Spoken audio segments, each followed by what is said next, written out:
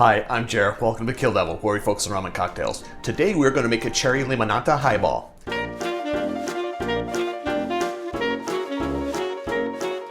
The first thing I'm going to do to make this drink is add in some cherry syrup, and I do make my own cherry syrup. The recipe is here on the channel if you'd like to check that out. There will be links.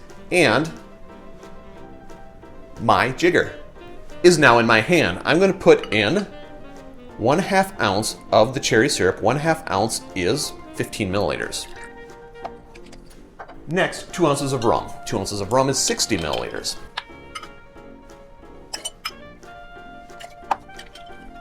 And I'm going to give this a preliminary stir, just to make sure those mix a little bit. Get your ice, add your ice, and top it off with San Pellegrino Limonata. I don't know if this is technically a soda, but sparkling, Italian sparkling drink is what it is. So it ends up being about 4 ounces. 4 ounces is 120 milliliters. Now, for presentation purposes, you can leave it like this. Well, it kind of mixed itself, but sometimes there's like gradation. I'm going to sneak a spoon down here and pull it up a little bit.